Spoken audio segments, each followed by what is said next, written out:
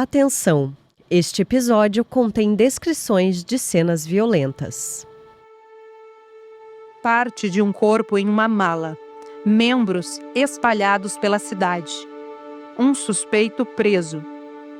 O crime deixa Porto Alegre estarrecida e coloca a Polícia Civil diante de um velho conhecido.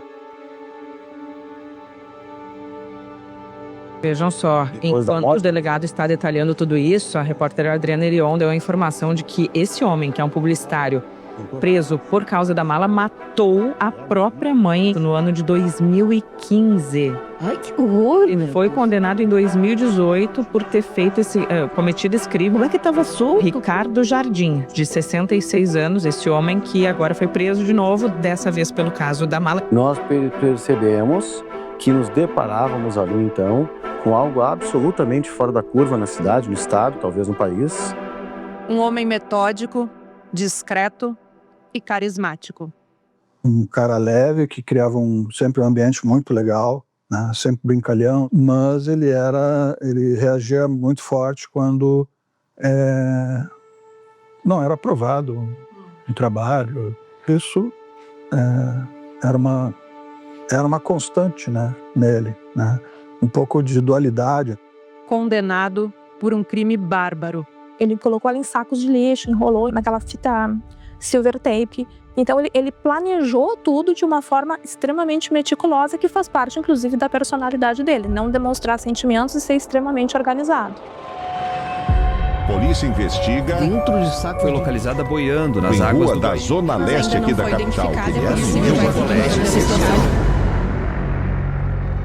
Nem sempre os maiores mistérios se iniciam em becos escuros ou ruas desabitadas.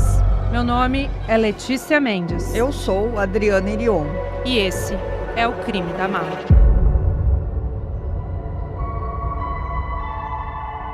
No bairro Boa Vista, uma área de classe média alta, na zona norte de Porto Alegre, uma das principais vias homenageia Anita Garibaldi, heroína da Revolução Farroupilha. Num condomínio residencial, vivia a família Jardim. Vilma Halpe nasceu em Araranguá, Santa Catarina, em 1940. João Pedro Jardim Filho nasceu em Guaíba, na região metropolitana de Porto Alegre, em 1932. A doméstica e o industriário se casaram em 1956. Em setembro do ano seguinte, o casal teve a primeira filha, Márcia. Em 19 de novembro de 1958, nasceu o segundo, chamado Ricardo. Na juventude, Ricardo passou a trabalhar como publicitário. Era discreto e educado. Casou ainda jovem e teve 2 filhos. Mas a união durou pouco. Ele quase não teve contato com as crianças. Ricardo, ou Rick, como passou a ser chamado, participou de campanhas para marcas famosas. Samir Salimem, empresário e publicitário, trabalhou com Ricardo no começo dos anos 90. Ricardo é um profissional excelente, né, na época, pelo menos, onde ele desenvolveu uma integração muito boa com o departamento, e naquela época ele fazia dupla de criação na função de diretor de arte com o José Salimem Júnior, o meu irmão, que veio a posteriori a falecer, que era redator, né? Então ali ele desenvolvia, né, as campanhas publicitárias com muita criatividade. Inclusive as peças, né, que ele trabalhava para os nossos clientes, muitas delas chegavam a ser premiadas, né? Anos depois, o Ricardo Jardim é a figura central de 2 atos brutais que marcam a história policial de Porto Alegre. Um deles é o crime da mala da rodoviária, que aconteceu em agosto de 2025. O outro, uma década antes. Nós vamos mergulhar um pouco na história do Ricardo Jardim e também do assassinato da mãe dele lá em abril de 2015. Adriana, conta um pouco pra gente como é que o Ricardo era visto em 2015. Quem trabalhou com o Ricardo, Letícia, lembra assim de um homem, uma pessoa muito gentil, educada, comunicativa e divertida. E também uma pessoa muito inteligente. E, em contrapartida, também se via nele uma pessoa recatada que não falava sobre a vida pessoal. Ninguém sabia que ele tinha filhos. Já em relação à família, mais diretamente aos pais e à irmã Márcia, não era uma relação boa. Era tida como difícil e como uma relação distante. Depois da morte do pai, no final de 2014, ele se aproximou um pouco da mãe, passou a frequentar mais o apartamento, cuidar da mãe, e foi nesse cenário, então, que se deu o desaparecimento de Vilma Jardim. Porto Alegre, 10 de maio de 2015, 16 horas e 11 minutos. Dia das Mães. Márcia Jardim, filha de Vilma e irmã de Ricardo, chega à 9ª Delegacia de Polícia, na zona norte de Porto Alegre. Moradora de Santa Catarina, veio à capital gaúcha para registrar o desaparecimento da mãe. Entrega uma fotografia dela. Na imagem, Vilma está de blusa azul e calça preta. Ela está abraçada à filha. O policial civil Wilson Medina Pires escreve: comparece a comunicante para relatar que desde o dia 5 de abril de 2015 não tem notícias de sua mãe. Naquela data, apenas falou com ela por telefone, que seu irmão Ricardo Jardim disse que sua mãe estaria em Londrina, no Paraná, que sua mãe teria autorizado ao seu irmão vender móveis e pertences do interior do apartamento. Naquele período, a 5ª Delegacia de Homicídios investigava os desaparecimentos que aconteciam em Porto Alegre. Foi para lá que o caso de Vilma Jardim foi encaminhado em maio de 2015. À frente desta delegacia estava a delegada Geise Laure da Rocha de Souza. Chamou atenção, portanto, que era uma senhora idosa, que era viúva recentemente, eles tinham uma condição boa financeira, né? Tanto que moravam ali na Anita Garibaldi. Antes mesmo de procurar a polícia, a irmã do Ricardo já suspeitava que tinha algo errado. Como é que estava a família deles naquele momento, Adriana? A família, Letícia, estava muito angustiada. A Márcia, a irmã do Ricardo, ela falava com frequência com a mãe e ela estava desde o 5 de abril sem conseguir esse contato. Então ela insistia com o Ricardo, queria saber onde estava a mãe, por que o telefone estava desligado. O Ricardo dizendo que estava sendo acusado de ter matado a mãe, uma coisa que surpreendeu a irmã até, porque ela disse que nunca tinha falado isso. O Ricardo então convidou a síndica para entrar no apartamento e procurar um cadáver. Falou isso para a síndica, fez ela caminhar por tudo, vasculhar. E naquele mesmo dia, em 6 de maio, uma neta da Vilma Jardim, filha da Márcia, esteve lá com o marido dela. E também o Ricardo disse para olhar embaixo das camas, dentro dos armários, e eles não notaram nada. O que a neta estranhou e depois contou para as autoridades é que tinha um móvel no chão de um dos quartos com um lençol por cima. Ela achou estranho aquilo e nesse mesmo cômodo tinha sacos de cimento, que o Ricardo disse que era para fazer uma reforma no local. E o que a família pensava naquele momento? O que ele poderia ter feito com a mãe? A suspeita da família era de que ele podia ter internado a mãe numa clínica contra a vontade dela. E assim como a família, a delegada Geise Laure e a sua equipe também já suspeitavam do Ricardo. Nós desconfiamos desde o início que o Ricardo poderia ser o autor de algum crime, né? Porque tinha toda uma questão patrimonial. Ele ia até a delegacia, sempre muito educado, muito reservado. Ele insistia num primeiro momento para que a gente fizesse a ocorrência de localização. Ele apresentava e-mails que eram enviados para a delegacia, se fazendo passar pela dona Vilma, dizendo que estava viajando, que tinha ido para o Paraná com umas amigas, que agradecia o trabalho da Polícia Civil. E, obviamente, não há uma possibilidade de fazer o registro de localização sem que a vítima esteja presente. Em 28 de maio, a polícia ouve Ricardo. Ele conta que a mãe ainda está sofrendo com o trauma da perda do marido. A escrivã Graziela Zucco registra o depoimento. Em abril de 2015, Vilma reencontrou uma vizinha de porta, a senhora Deusarina, que mudou-se da residência na Anita Garibaldi há muitos anos. Que essa senhora convidou a mãe para passar uns dias com ela na cidade de Londrina, no Paraná. Que Vilma foi com Deusarina e seu esposo aproximadamente no dia 8 de abril. Ricardo alega que costumava visitar a mãe após a morte do pai, mas que no dia em que ela foi viajar, não conseguiu chegar a tempo de se despedir. e que por isso Vilma deixou um bilhete. Tive que sair mais cedo. Cuida do passarinho e molha as plantas. Desde que a mãe viajou, a viu 3 vezes, ocasiões em que a mãe havia vindo de carona para Porto Alegre. Na última vez que a mãe veio para cá, na quarta-feira, dia 20 de maio, combinaram de tomar um café na Avenida São Pedro, não lembro o nome do estabelecimento, por volta das 14 horas. Então, nesta ocasião, devolveu as chaves do apartamento para a mãe. Esta foi a última vez que viu a mãe, mas que esta comentou que voltaria no início do mês de junho para resolver burocracias para a venda do apartamento. Nesse depoimento, o Ricardo fala também sobre um suposto seguro de vida que a mãe teria recebido em razão da morte do pai. Essa informação também chamou a atenção da polícia, né, Adriana? Sim, Letícia, nesse depoimento, o Ricardo ele fala que o pai teria 2 apólices de seguro, num total de 400 mil as duas. Então a polícia começa a suspeitar de uma motivação patrimonial para esse sumiço da Vilma. A delegada Geise Lauri fala mais sobre isso. Ele trabalhava com um tio dele.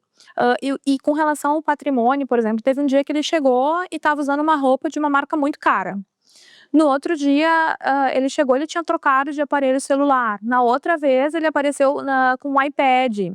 Né? Então, assim, a gente notava, daqui a pouco um relógio. Ele foi melhorando, digamos assim, tanto a apresentação dele quanto os eletrônicos, por exemplo, que ele usava. E nos chamou a atenção de onde é que estava vindo esse dinheiro, justamente porque não era compatível com o trabalho que ele exercia. Em todo esse tempo, o Ricardo sustentava com a delegada que a mãe não estava desaparecida, que ela tinha viajado com um casal de amigos para Londrina, no Paraná, que ela voltava de vez em quando, se encontrava com ele, pegava alguma coisa no apartamento e voltava para Londrina de novo. Por isso que as pessoas não conseguiam notícias dela. E ele sustentava também que ela telefonava, fazia contatos com ele por telefone nesse período. No mesmo dia em que presta depoimento, Ricardo escreve um e-mail para a policial civil Graziela Zucco. Prezada Graziela, boa tarde. Conforme combinado, segue anexo extrato da conta de minha empresa com meu tio desse mês. Amanhã mando o diploma, tenho que revirar meus papéis. Grato, Ricardo Jardim. Em tempo. Estou bem feliz. Logo que cheguei no escritório, recebi uma ligação inesperada da minha mãe. Comuniquei sobre a intimação e ela ficou bem preocupada. Diz que chega na quarta à tarde e vai direto comigo a uma delegacia. Acho que as coisas irão se resolver de uma vez por todas. Ufa!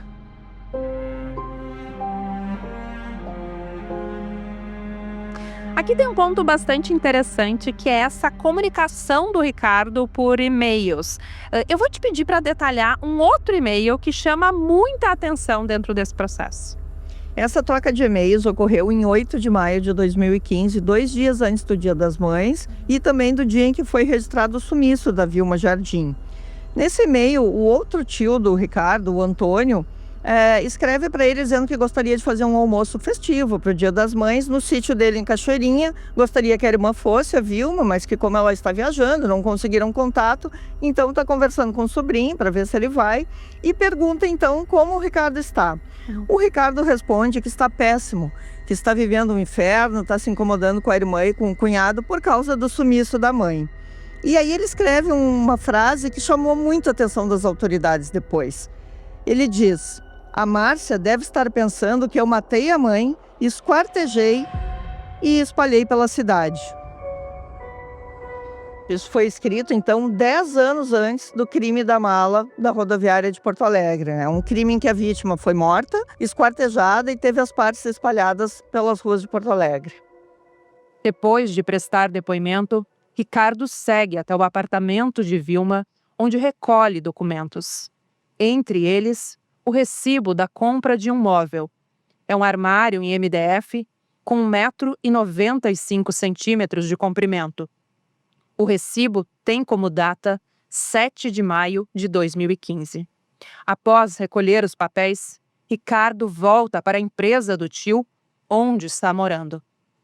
Em 29 de maio de 2015, ele deixa um bilhete de despedida.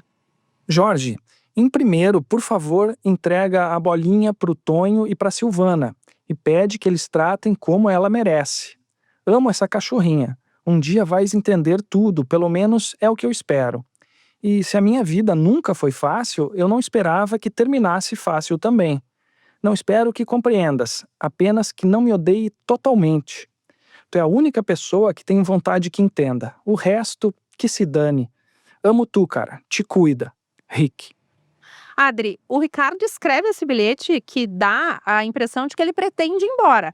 Mas o tio acaba localizando esse bilhete e ele não vai embora. O que acontece no meio disso? O tio tinha encontrado esse bilhete em tom de despedida, né? E o tio então resolve avisar a polícia. Dizer, olha, esse rapaz vai fugir. Ele preparou tudo e inclusive lembra de dizer para a polícia que ele tem uma arma, que ele costuma manusear, que era uma arma que ele herdou do pai. Os investigadores vão até um endereço, no bairro São Geraldo.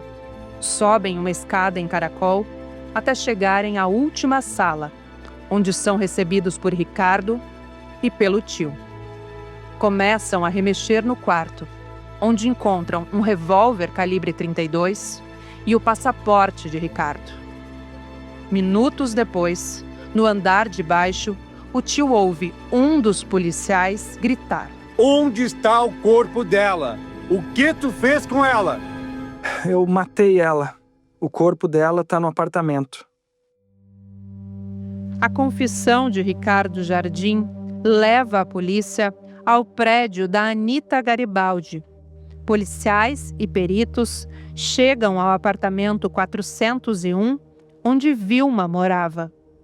Na entrada, avistam a sala à direita. A cozinha e a área de serviço ficam à esquerda. Em um corredor que dá acesso a quartos e banheiro, sentem um mau cheiro, que aumenta conforme eles se aproximam. Dentro de um dos quartos, sobre o piso, há um móvel branco, de madeira. No chão, potes plásticos com café. Junto à parede, materiais de construção, sacos de argamassa e cola para azulejos. Dentro do móvel, os peritos se deparam com uma lona preta. Por baixo, há um bloco de concreto compacto e seco, coberto de café. No interior daquele bloco, debaixo de um cobertor, está o corpo de uma mulher. É Vilma Jardim.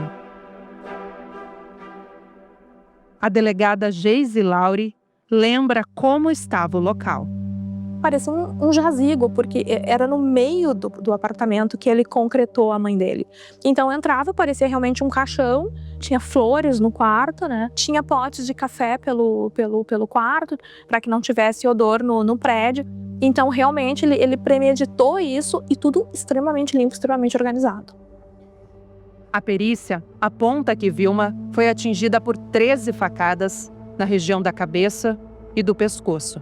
No mesmo dia, o Instituto Geral de Perícias volta ao apartamento para aplicar o luminol, uma substância que permite encontrar vestígios, como o sangue, mesmo que o ambiente tenha sido limpo ou não esteja visível a olho nu. A perita criminal Juliane Loren Sena Chassot descreve em laudo o cenário encontrado no apartamento. Podemos observar as manchas aparentes de sangue na porção inferior do sofá que ficava na sala. No piso da sala, após a aplicação do luminol, percebemos a reação de quimioluminescência da substância, indicativo da presença de sangue no local em frente e debaixo do referido sofá. Sobre o piso debaixo do sofá, a olho nu, poderia-se observar um chumaço de cabelo, com características semelhantes aos cabelos da vítima. Tendo em vista as manchas de sangue observadas na sala da residência, tanto as aparentes quanto as reveladas pelo uso do luminol, mais o chumaço de cabelo compatível com o da vítima, sugerem que o ato letal tenha se dado naquele local.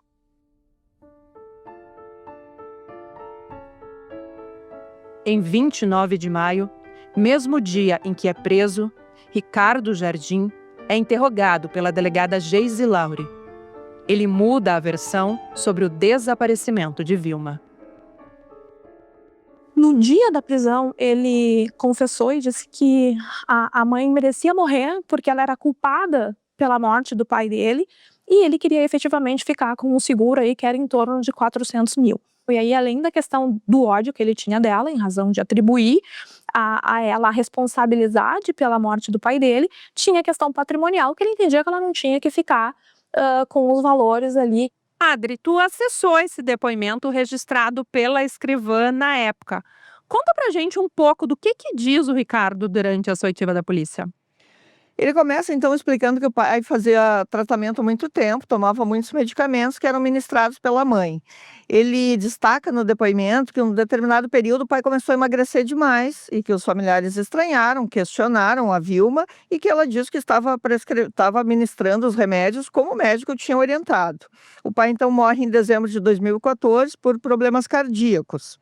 Na sequência, ele diz que um determinado dia, a mãe volta de uma viagem com amigos que ela teria feito para o Paraná, chama ele no apartamento para dizer que estava decidida a morar em Londrina, que tinha ido até o apartamento buscar uns documentos para poder conseguir um imóvel nessa nova cidade, e que em determinado momento ela começa a chorar e diz para ele que precisa contar uma coisa.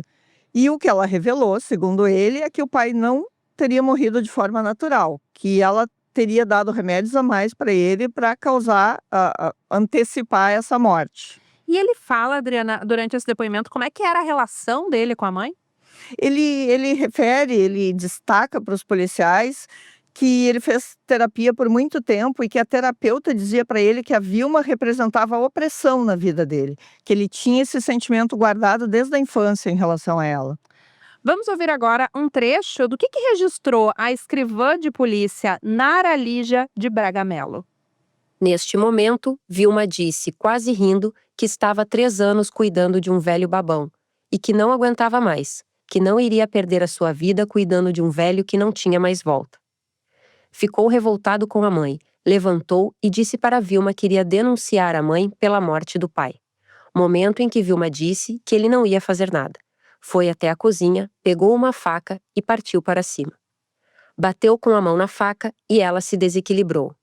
Se defendeu das investidas de Vilma, usando uma pedra que tinha como enfeite na casa, semelhante a um quartzo. Não fica muito claro nesse trecho. O Ricardo ele diz que se defendeu da mãe com uma pedra, mas a perícia diz que a Vilma morreu com 13 facadas. Explica um pouquinho pra gente isso. Isso, ele conta que a mãe pegou uma faca para tentar atingi-lo. Então, para se defender, ele teria pego uma pedra que a mãe tinha na sala, como uma espécie de enfeite, e atingiu a cabeça dela, bateu com a pedra na cabeça, que então ela caiu e soltou a faca. Neste momento, ele teria pego a faca e desferido então os golpes, essas 13 facadas que a perícia concluiu. Quando Vilma parou de gritar, se deu conta do que tinha acontecido. Entrou em pânico, saindo do local sem verificar se a vítima estava viva, bem como sem prestar socorro. Levou a faca e jogou fora. No dia seguinte, voltou ao apartamento de Vilma e a encontrou morta. Só pensava em esconder o corpo para evitar ser preso. Enrolou o corpo da mãe em um plástico e em um cobertor. Colocou dentro de um armário e colocou cimento por cima. Essa é a primeira vez que o Ricardo, então, confessa ter matado a mãe e escondido o corpo. O sumiço da dona Vilma, ele foi registrado em 10 de maio de 2015, que inclusive era Dia das Mães. Mas a polícia conseguiu entender quando exatamente que ocorreu esse crime e por quanto tempo que esse corpo ficou escondido lá dentro do apartamento? Essa foi uma das dificuldades, assim, ao longo da investigação e do processo, que é muito controversa a data. O próprio Ricardo, ele dá várias informações. Mas o que a polícia conseguiu, assim, de mais concreto é que uma vizinha que morava no apartamento debaixo do da Vilma, ela ouviu uma briga, disse que ouviu gritos de para e imóveis sendo arrastados no dia 7 de abril. E depois disso teria ficado silêncio no apartamento. E ela comprova essa data, questionada pela polícia de como é que ela lembrava da data, ela comprova porque ela, no momento da briga, ela estava conversando com um amigo por mensagens e ela comentou, nossa, os vizinhos de cima estão brigando muito, está muito alto, gritaria. Então ela conseguiu comprovar essa data. E de fato, depois a polícia considerou esse dia, inclusive na certidão de óbito da Vilma, consta como 7 de abril. Tem um ponto também que é a compra dos móveis, né, que ele acaba usando, assim, também tem datas que ajudam a entender um pouco melhor esse crime. Exato, se essa briga em que ela morreu foi mesmo, né, 7 de abril. No dia 9 de abril, ele vai até um Brick, nas proximidades do apartamento, e compra um móvel, uma espécie de sapateira, que é o primeiro móvel onde ele coloca o corpo. Depois, quase um mês depois, no dia 7 de maio, então ele encomenda um novo móvel, vai até a marcenaria, diz que precisa de um móvel para guardar uma espécie de um cofre de 200 quilos, pede algo muito reforçado. Ricardo Jardim está preso. Seu comportamento diante do crime é um dos pontos que logo desperta a atenção da polícia, como lembra a delegada Geise Lauri. Nos chocou a frieza com que ele tratou toda a questão, tanto antes quanto depois da investigação. Então, assim, realmente muito frio, muito detalhista, muito calculista. Ele não demonstrou arrependimento, ele não chorou. Isso tudo choca. Adri, o Ricardo, ele alega que matou a mãe porque ela admitiu ter sido responsável pela morte do pai dele. E o que a polícia conseguiu apurar nesse sentido? A polícia não considera essa versão, ela acredita realmente que a motivação foi patrimonial, até pelo fato de o Ricardo ter falado mais de uma vez na questão de um seguro que chegaria a 400 mil reais. Inclusive ele chegou a dizer para um dos tios que a mãe teria viajado e teria sumido porque não queria que os filhos pegassem esse dinheiro. No final, a polícia acabou apurando, fazendo contato com bancos, que esse seguro foi só em torno de 35 mil reais, não tinha esse valor de 400 mil, mas ainda assim a polícia não acreditou nessa versão de que a mãe teria matado o pai. Inclusive o relato dos familiares, Letícia, é de que a Vilma era muito dedicada, cuidava muito bem do marido.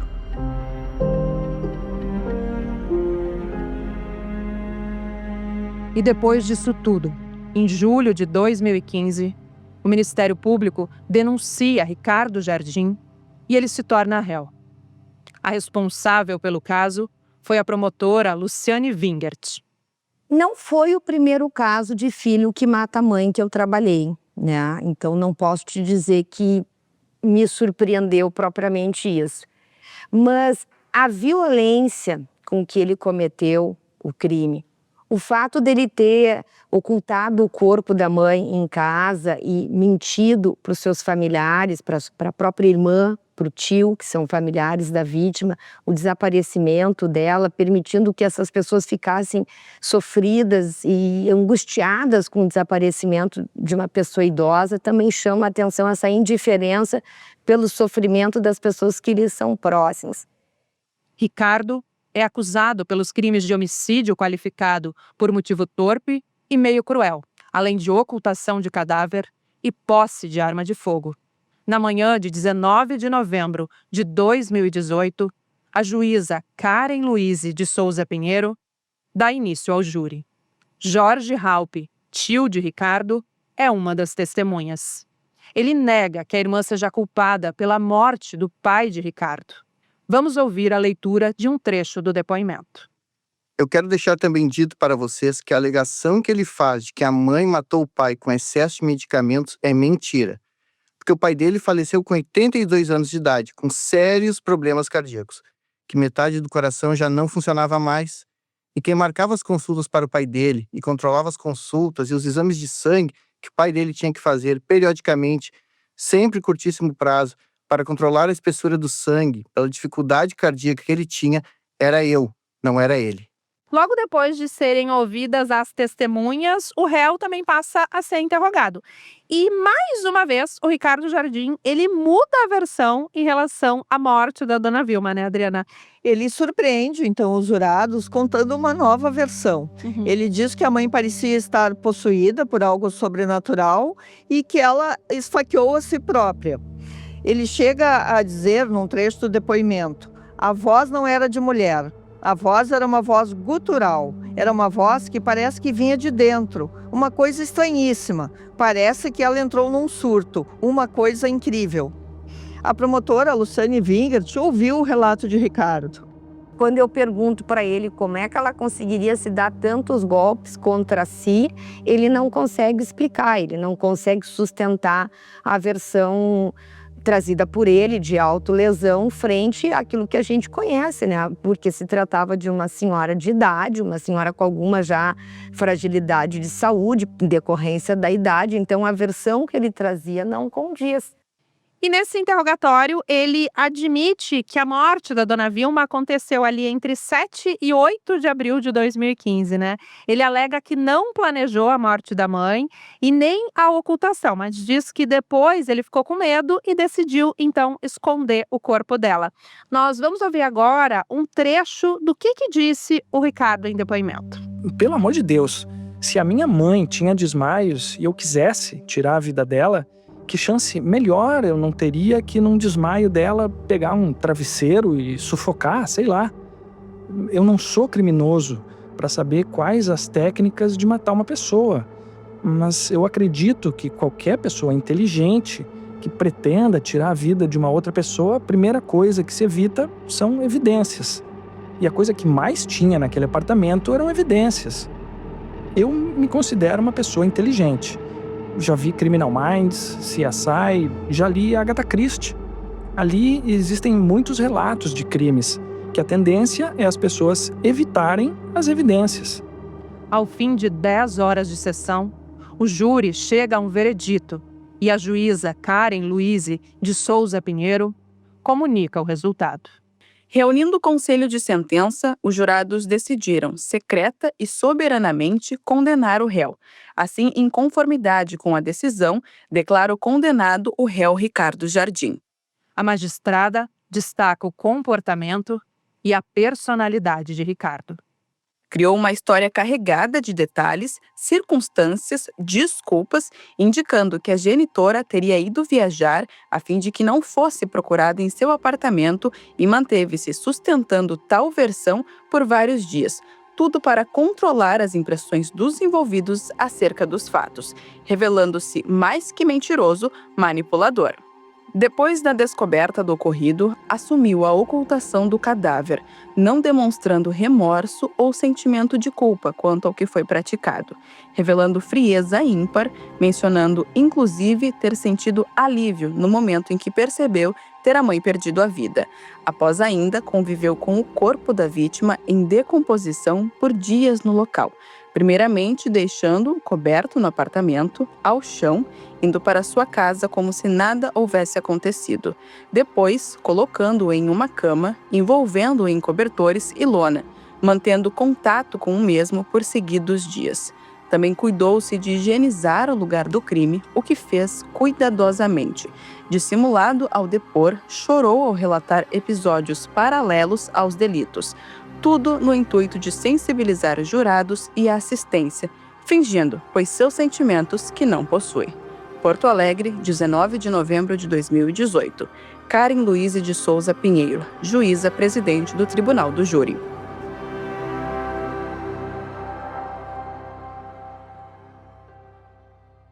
Ricardo Jardim está condenado.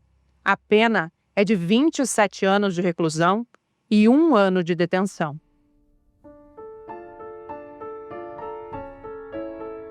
Em 2025, apenas 10 anos depois de matar a mãe, ele anda livre pelas ruas de Porto Alegre.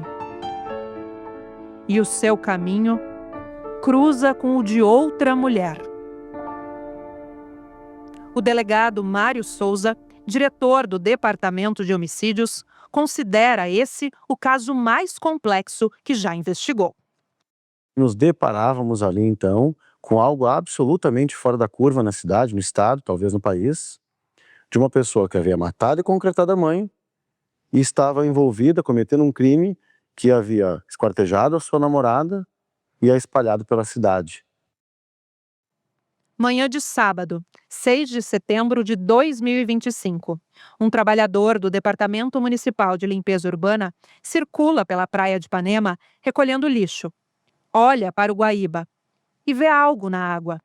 Aproxima-se. Uma perna humana foi encontrada nesta manhã na praia de Ipanema, zona sul de Porto Alegre. Segundo a Polícia Civil, a perna foi localizada boiando nas águas do Guaíba. O Instituto Geral de Perícias também esteve no local, que fica nas proximidades da Avenida Guaíba. 7 de setembro de 2025. Feriado nacional.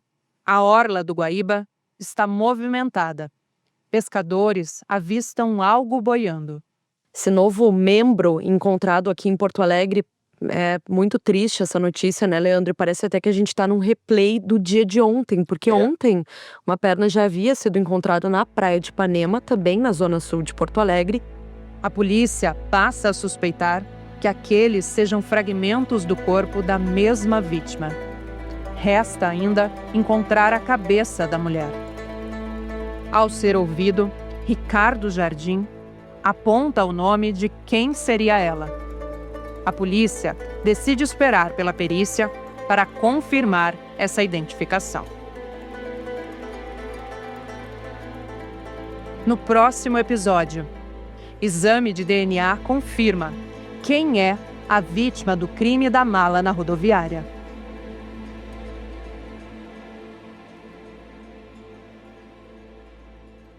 A Defensoria Pública do Estado, que representa Ricardo Jardim, foi procurada e disse que só vai se manifestar nos autos do processo. Familiares do réu foram procurados e não quiseram se manifestar. O Crime da Mala é uma produção original de 0 Hora. Em gzh.rs/O Crime da Mala, você confere uma página especial com conteúdos exclusivos, como fotos, vídeos e outros detalhes do caso. Reportagem, roteiro e apresentação: Letícia Mendes e Adriana Erion. Fotografia e imagens: Duda Fortes e Ronaldo Bernardi, com apoio de Jonathan Heckler. Imagens de estúdio: Guilherme Medeiros, Leandro Moca e Vinícius Rodrigues. Cinegrafistas: Alessandro Agendes, Alex Vieira, Marcos Hoffman e Pierre Chilet. Captação de áudio em estúdio: Rafael Lindemann. Redes sociais: Kizzy Abreu. Ao longo dos episódios, você também ouviu as vozes de Aretusa Dias, Cristiane Basílio, Fábio Schaffner, Juliana Maciel, Laura Becker, Lisaline Silveira, Marcelo Gonzato, Pedro Garcia, Roxane Carvalho, Rodrigo Celente e Ronaldo Bernardi. Edição e finalização: Marcelo Stiefelman e Thiago Vanigli, da Camino Filmes. Design, programação e arte: Douglas de Menezes. Edição de conteúdo: Cristiane Basílio. Coordenação de podcasts: Larissa Guerra. Coordenação de vídeos: Tiago Medeiros. Coordenação geral: Juliana Maciel. Gerente de multimídia: Eduardo Rosa. Gerente de conteúdo: Pedro Moreira.